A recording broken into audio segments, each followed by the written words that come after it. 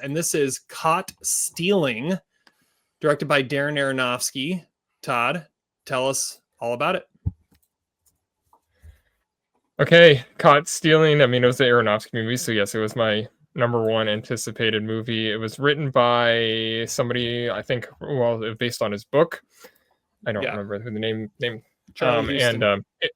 Charlie Houston, and stars Austin Butler as Hank Thompson, who is a former baseball player from California, now living in New York, and he lives there to try to get away from his past. He's dating this girl Evie, played by Zoe Kravitz, and he has this bizarre neighbor with a mohawk named Russ, played by Matt Smith, who leaves home and leaves his cat with Hank, only to have some shady character come looking for him, and he takes it out on Hank. Oscar winner Regina King plays a detective. Liev Schreiber and Vincent D'Onofrio are some just vicious side characters.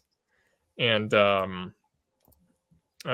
Griffin Dunn is also the owner of the bar that Hank works at. And that's a clear reference to After Hours. That had to be an inspiration for the movie.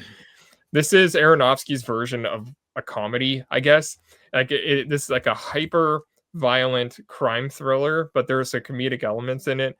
And there's a little bit of like train spotting in there and the pace and the tone. I was expecting sort of a Guy Ritchie kind of thing, but it's a little weirder than that. I really kept thinking about Burn After Reading when I was watching this.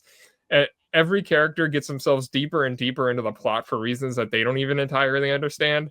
And they're all pretty dumb, but they're kind of hilarious. And there's like random punches to the forehead that reminded me of Burn After Reading as well.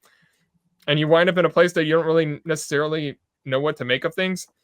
Sure, After Hours in the portrayal of like the New York underbelly, whatever, but like Burn After Reading comes through much stronger than that. I don't really like Austin Butler in this. He's kind of wrong for the role. He doesn't entirely pull out all the humor it was calling for, and he doesn't really look the part either, but he's totally in Brad Pitt mode here. The banter between the characters is where the movie is most interesting, a lot more interested in the actual action that happens. Matt Smith is amazing in his supporting part. Liev Schreiber and Vincent D'Onofrio are awesome whenever they're on screen. They're some of my favorite supporting characters of the year. And then there's the random Russians in the orbit that it'd be impossible to not think of Anora with like those guys running around. The movie's really silly, but it was just entertaining as hell. Like, I mean, it's loud, it's violent, it's pretty jarring. It's sort of hard to get on top of where it's actually going. I wasn't necessarily crazy about the title. I'm not really sure where stealing comes into the whole thing. Like, I was thinking more like Caught in a Pickle would have been a better title, but I guess this is the name of the book or whatever. So, either way, yeah, I'm at 3 stars on this one. It was fine. A little bit disappointing, I guess, in that sense, but 3 stars nonetheless. All right, 3 stars from Todd. I'll go next. I'm high on this too, and I'm gonna go a step further and give it 3.5 stars. It is. I feel like it's kind of similar to Relay last week too, where it's just this entertaining, just like ride that you go on. But this one plays it a little more silly, a little more for laughs. It's trying to be entertaining a little bit too. I disagree. I think Austin Butler is really good in his part. I think it's able to be silly, but also he gives it some depth, which I wasn't necessarily expecting. You're right. The Russians, you got to think of Anora. In fact, the one played by Nikita Kukushkin. Why wasn't that Oscar nominee Yuri Borisov? That's what I want to know. Right. He should have been in this. You forgot to mention Bad Bunny pops up for a little while. Just like he did in Bullet Train. Like maybe the same character as Bullet Train. Yeah, it's just a blast. Watching it keeps you on your toes at the same time. Like you don't really know exactly where it's going. And like you said, the characters are getting deeper into it without even really knowing how or why.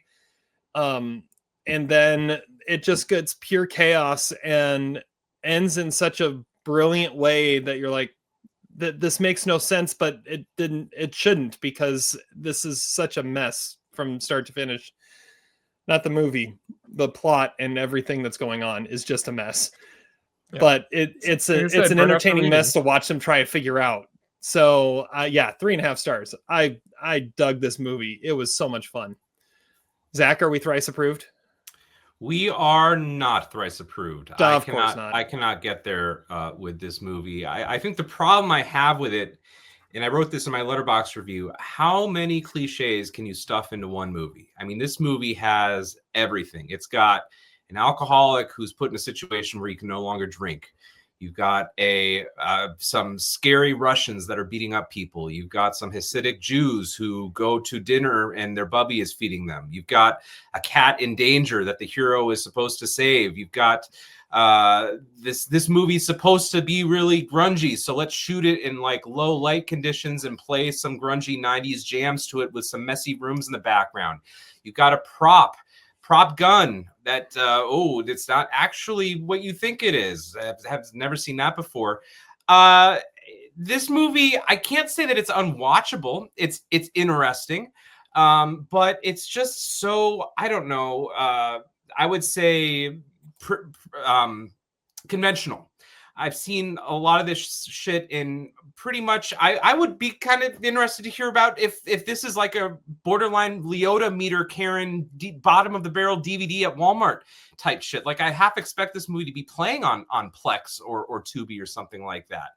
I also agree with Todd. I'm kind of pleased to hear what he said. I don't think Austin Butler is right for this movie. I'm the one that also thinks that he shouldn't have gotten an Oscar nomination for Elvis. I think Austin Butler works when he's a supporting character. I think as a lead in this movie, he's got some moments, but first of all, it's hard to believe that this character is he supposed to be down and out? Is he supposed to be an alcoholic? I think he is, but he's ripped and shredded. There's a kind of prolonged sex scene that I think is just supposed to be erotic.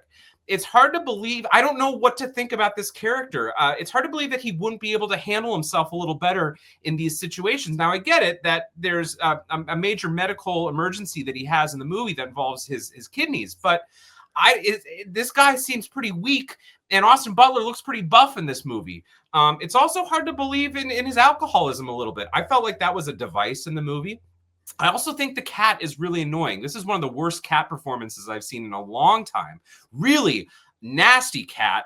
And I got to say, this screenplay, which feels like screenwriting 101, literally is Save the Cat. Did you guys ever read that book about screenwriting? In that book, they say that to make your unlikable protagonist likable, have him save a cat. Well, this is the whole freaking movie, okay? And that was a big book in the late 90s for amateur screenwriters. And this movie is based on a screenplay that was written around that time. It's boring. It's contrived. I do enjoy the different characters, and I think Regina King in particular is good, and Zoe Kravitz is good too. And there's some interesting elements to it, but man, I've just seen this in so many other movies, and what it feels like it's doing is very like obvious. There's not like any subtlety in this movie. And I also have to say, and this isn't necessarily a fair criticism, but this is coming from Darren Aronofsky. I mean, at one point, this guy was considered a guy that came around every 25, every 30 years. An Adrian Lyne, you know, they don't come around this often, and he's going to make you work your ass off. And he's doing this shit. I mean, this is sort of the same guy that did Mother and Pi. I mean, compare this to Pi. Pi is a much more brainy movie. Again, not a totally fair comparison. So I'm at a generous 2.5 stars because I can't say that it was bad necessarily, but my nitpicks really got in the way of enjoying the movie. I agree with Todd too. You can't watch this movie without thinking about After Hours and what a better movie that was. I think there's an alternate universe where maybe with a different lead actor, like I was almost thinking like a Miles Teller from like 10 years ago, someone who has a little bit more vulnerability and maybe a little more chutzpah. I would like it, but I think Butler's wrong for the part, and this movie just kind of left me thinking, meh, Ray Liotta should have been one of the Hasidic Jews. That's really where I'm kind of left with this movie. So you complain that it's overly erotic, then you say that Aronofsky needs to be more like Adrian Lyne. No, I said directors like Adrian Lyne come around every 25, 30 years, and that's of course what Mickey Rourke said. I mean, Aronofsky's not perfect. Like he has like his masterpieces, and then he has his terrible movies. This is like one of the rare ones that I'm like, it's like pretty good. I mean, this is like him doing something different. He's never really had fun before. And this is him making a movie like similar to Scorsese making After Hours. Like between all of his heavy movies, he made like one like kind of throwaway movie that was really fun in the mid 80s. And this is what Aronofsky seemed to have been doing right now. which Yeah, I think just- I'm okay with it.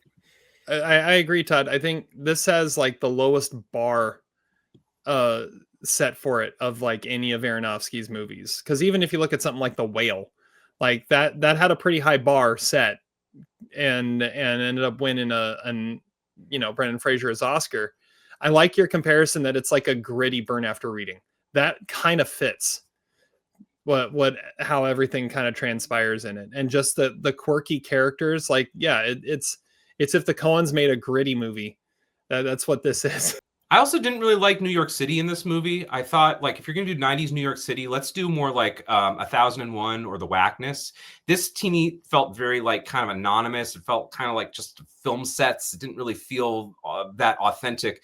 And I also have to say the baseball stuff. I mean, I'm kind of surprised you guys haven't talked about this. This is 1998. I mean, this is a seminal season in baseball history. You've got the home run race, the home run derby, which for some reason Barry Bonds wasn't a part of that year. Maybe he just wasn't doing enough steroids. So that's not really referenced in the movie, nor is the fact that the Yankees won 114 games that year. So who gives a shit about the Giants? And I think also at this point, if you're really talking about the San Francisco Giants, why don't Austin we get Butler does. Why don't we And his get mom, a Laura Dern. why don't we get a Mad Dog? That's a spoiler alert. Why don't we get a Mad Dog cameo in this movie? Okay, let's get some Mad Dog. Chris Mad Dog Russo, the world's biggest San Francisco Giant fan. Where's his cameo in this movie? I'm sorry. I give the movie like 0.1% less because there's no Mad Dog cameo in it.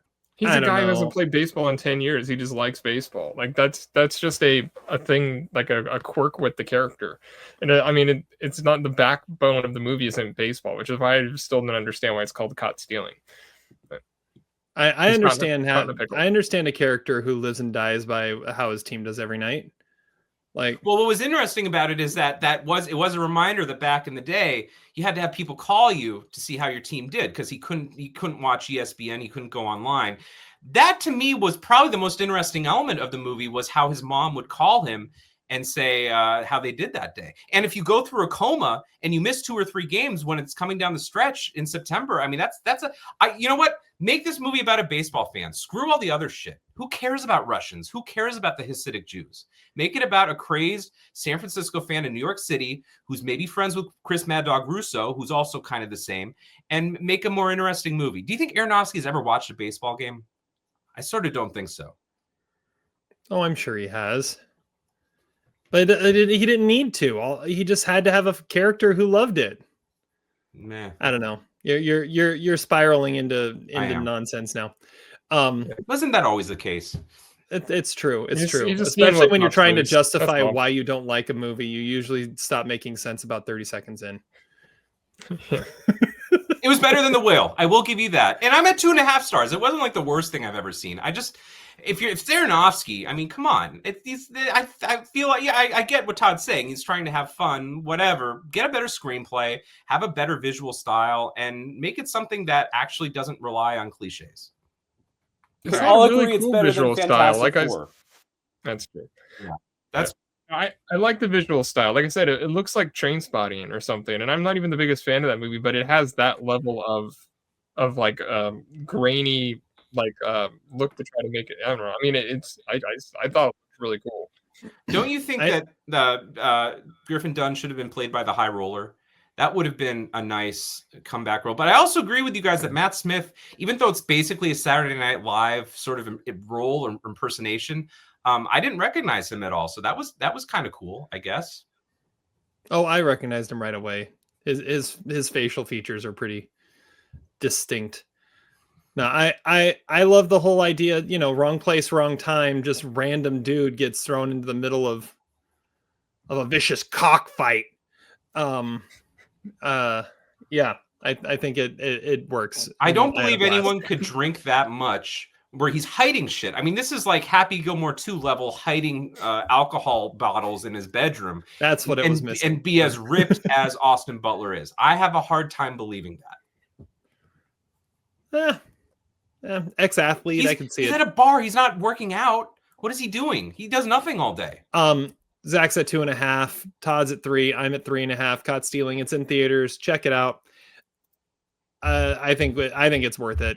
A couple of us think it's worth it. Zach would probably even say it's worth a watch. It's worth watching on streaming. Okay, it should be. Its place is on Plex. That's where it deserves to be. It's fine to watch middle of the night with some ads in the middle of it.